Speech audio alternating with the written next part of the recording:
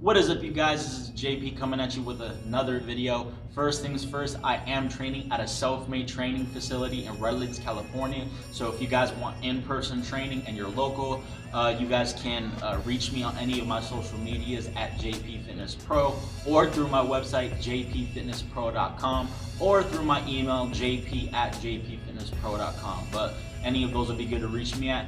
And keep an eye out, because on my website jpfitnesspro.com, right around the beginning of summer 2020, so I would say somewhere around like May-ish, somewhere around there, I'm gonna have a bunch of training programs for sale. So that's for people who aren't local. If you just want to purchase a training program for me, I'm gonna have them at a great price, so keep an eye out on that. I'm gonna keep reminding you guys as the time gets closer as well. Alright, today's video is going to be the last video in our kind of three-part series, and me explaining how the different rep ranges affect hypertrophy and gaining muscle. The first video I did on the lower rep ranges, reps 1 through 6, and the heavier loads. Because remember, the lower rep ranges, I'm implying that you're using heavy loads. Then the next video I did was on the middle rep ranges, reps 7 through 15, and moderately heavy loads.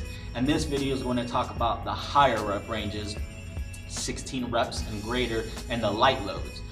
Because again, you're not going to be doing heavy loads and very, very high reps, and I'm talking about in single sets. So I'm going to talk about these higher rep ranges, light loads, and the pros and cons of this rep range in regards to hypertrophy or gaining muscle. Because again, I get constantly asked all the time is, what's the best rep range for gaining muscle?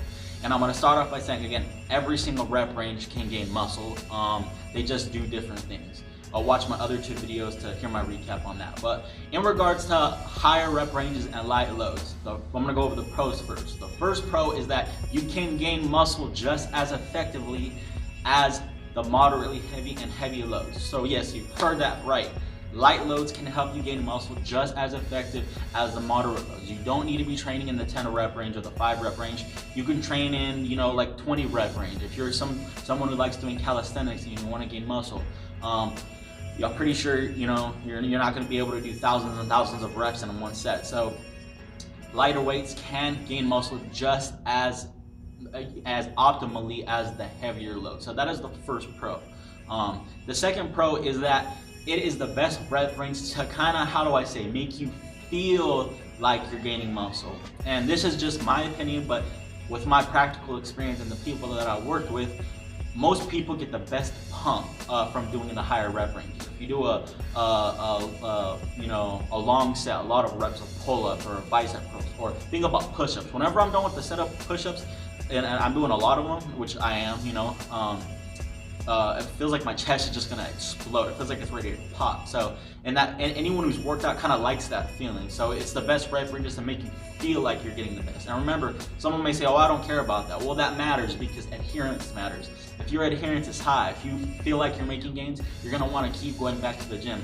Sometimes when I'm done doing a heavy set in the low rep ranges, I don't get that same feeling. So it's like, I know it's doing something because I see progress, but I'm like, did that really do something? But when I'm done with like a high rep set, I'm like, oh man, I can feel my chest just full of blood and swollen. So that's definitely a good pro. The third pro is that because you can gain muscle optimally in these higher rep ranges and lighter loads, you are able to use this rep range and these loads for gaining muscle when you are injured. So if you're someone who has an injury, heavier weights are not your friend in regards to like making gains if you want to still get jacked. Because again, heavier loads are more stressful on our ligaments and tendons and joints. They're just not good. No one's gonna want to do like even like a heavy set of curls. Heavy set of curls, when my low back's not feeling it or something, I can kind of feel a heavy set of curls on my low back. Whereas if I were to use light loads and light weights and just go for higher reps for a pump, light loads aren't really stressful on my joints, ligaments, and tendons. They are stressful on the muscle, but they're not stressful on like my joints. So if you are someone who has an injury, or you have kind of like something nagging, but you still want to work out, do something lighter that day and just go for a little bit more reps, more like a pump workout.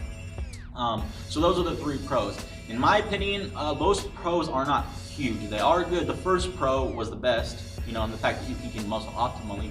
But there are a lot of kind of cons with this. This is kind of almost like it has a good pro, like a lot of pros, but a lot of cons. The first pro with high rep sets is there is a such thing as too light. So while you can gain muscle optimally with light loads, if you go too light, there is a point where you cannot make up for the amount of gains you're losing. There's nothing you can do. The set's gonna almost kind of be like a handicap set in a way. And that threshold for being too light has been, from what studies have shown, they have to do more research on this, but it's roughly around 30% of 1 rep max. So if you start going below 30% of 1 rep max, even if you train to failure, it's not going to make up for that. So it's kind of like a handicap set, and a set that is below 30% of 1 rep max, you can pretty much guarantee that you're leaving gains on the table. So that's the first kind of con, is you can go too light. The second con is that even though that threshold for too light, you won't make optimal gains. If you start training below roughly around 60% of 1 rep max, you can still make optimal gains, but studies have shown that you have to take it to failure. So even though you can make light loads, you can make optimal gains with lighter loads in the higher rep ranges, even if you're training above that 30% 1 rep max that I just talked about.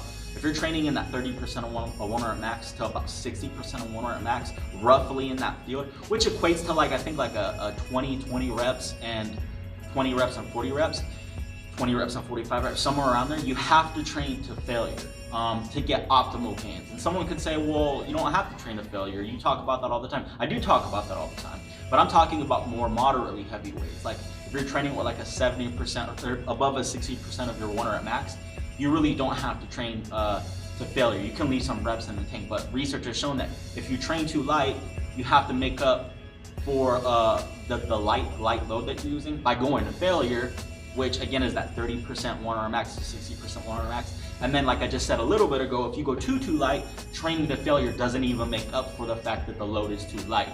So there's kind of like two stages of going too light.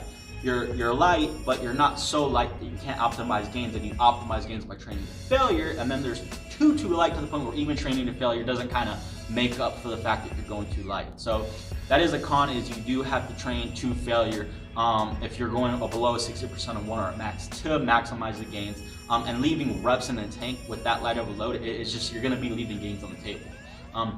So that's another con.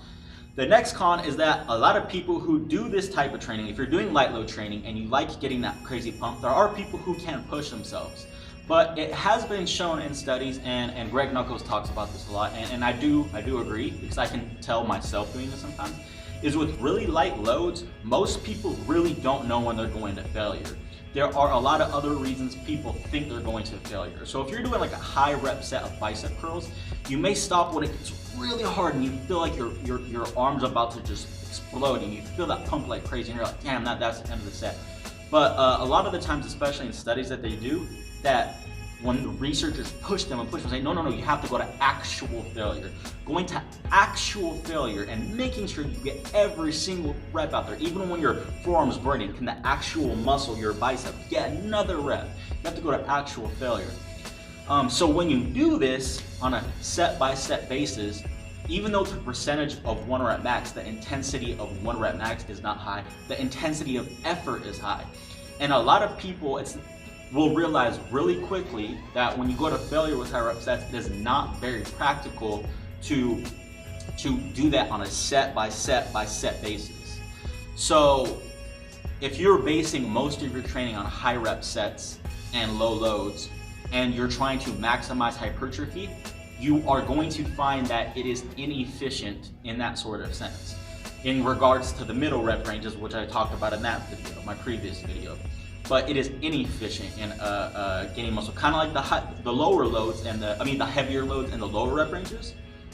Those are kind of inefficient at gaining muscle, but because the percentage of 1 rep max is very high, and it's very rigorous on your ligaments and tendons.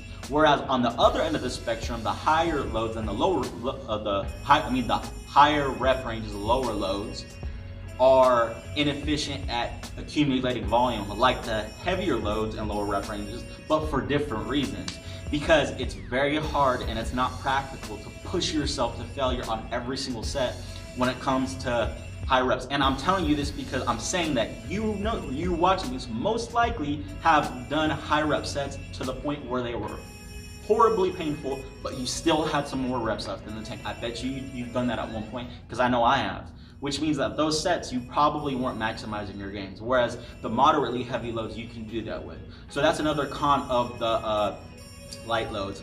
And that's pretty much it. Now, to kind of sum up light loads is I think that light loads, again, there are pros to them and there are uses, and I think that if your goal is hypertrophy, you can add in light loads.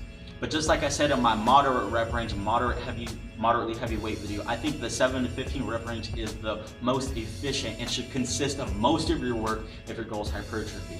Now, if you're not so focused on strength, I still think people who are mainly focused on gaining muscle should still include some strength-based work. But again, if your main goal is not strength and it's just hypertrophy, most of your work should be in the 7 to 15 rep range. But for higher repetitions, lower loads, which we're talking about in this video, some of your work can be devoted to this. But I personally think that most of your training should not be in this rep range. I do not think so.